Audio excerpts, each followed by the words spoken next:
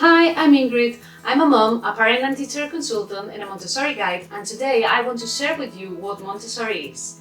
Because we all see Montessori everywhere now on social media, and there's so much info that we get confused. But in today's video, I'll talk about the essence of the Montessori approach. So let's get started.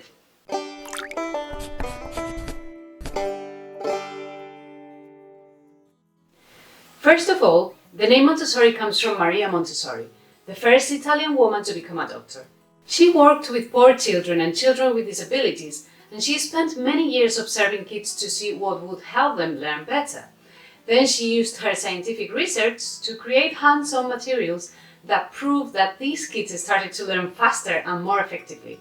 She noticed that kids would work and feel better when their environment was adapted to them. So she started to use child-sized furniture and tools for them to develop more independence and boost their confidence. She also discovered that kids would be calmer with an environment that was organized and decluttered, surrounded by beauty and nature. And soon she became very famous and her method started to spread around the world. Dr. Montessori believed that education begins at birth and that the first years of life are very important to the development of the child as an adult. And this is when our job as parents can be handy at home. I put together a few of the principles of the method for you to understand better what Montessori is and how it's applied at home. First, Maria believed that we need a prepared adult. This means a few things, but to me, it mainly means that the adult works on themselves as a person, working on own issues, so they can be the best versions of themselves for their children, including making mistakes, because that is what being human is about. And of course, getting informed about the method. Also, a prepared environment. Here, you really don't need to have a lot of money, a lot of space, or a lot of cool fancy wooden items that we see on social media. Here is all about preparing a home environment where your child is safe and can thrive in their development, emotionally, physically.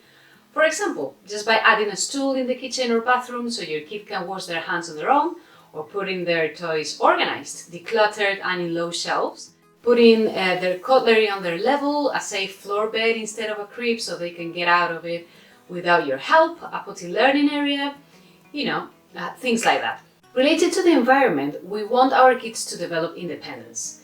Just as Maria Montessori said, never help a child with a task at which he feels he can succeed. Pretty clear. Model how to do things, then give them the opportunity to make mistakes and learn from them, as annoying as this can be. Now, many normal families and nurseries don't allow this kind of independence. They tend to do everything for the child so they can go faster or they can do things in a better way.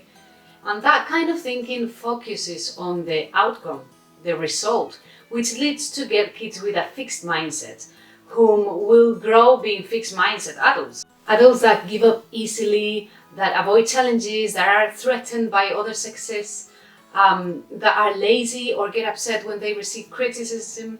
I've seen teenagers or even adults that didn't even know how to make a sandwich, or that don't take care of their things because mom or dad will do it for them. Now, I would like to show you this example of this kid and how he does things independently at home. Let's have a look.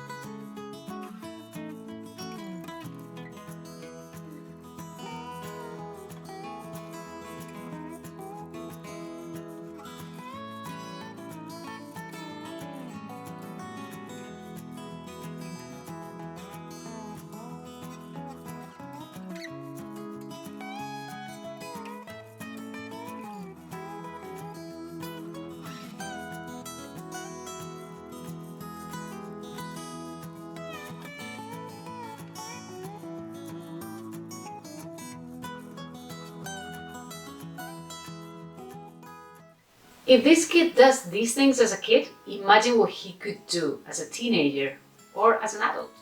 The method is also about hands-on learning. I mean, how many times even adults we've learned better by doing things ourselves rather than by being told how to do it.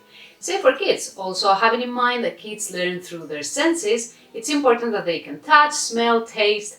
Also, it's important to observe and follow your child. Just pay attention to your kids' interests and provide opportunities for them to explore more of what they like instead of following what's trendy or what you are supposed to be offering your child. There's no specific material for a specific age. It all depends on interest and abilities.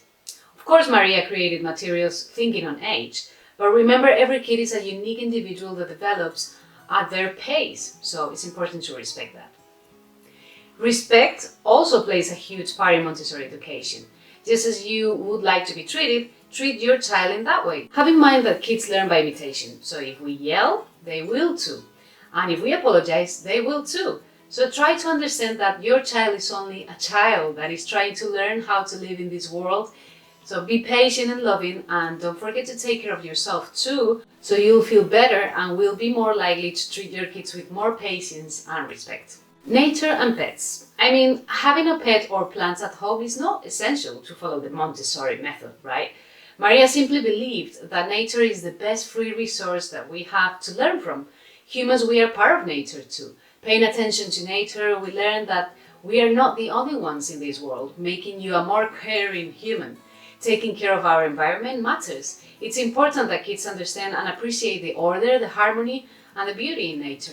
Freedom within limits. This is very important. Yes, it's important to give kids the necessary freedom for them to become independent, critical thinkers and confident, but it's paramount that we do establish what's allowed, what's not allowed, what's appropriate and what's not.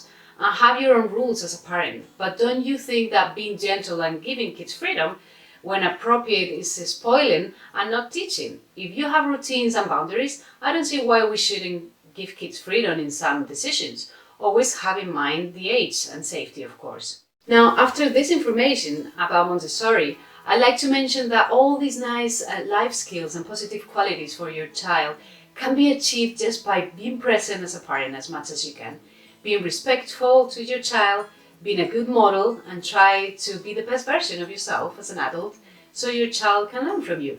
Teach them to appreciate and respect themselves, others, and their environment, and try to have a house that transmits calmness and organization. Remember that kids love routines and order, and when a house is very cluttered or rules are not very clear, challenging behaviors start to arise and we wonder why. So you don't need a typical Montessori dream house to apply the method at home at all. Just remember the main principles and adapt them to your own family and lifestyle. If you guys have any questions about Montessori, let me know in the comments below. I would love to hear your stories and opinions. Or if you would like a free discovery call with me, feel free to get in touch. You'll find the link in the description.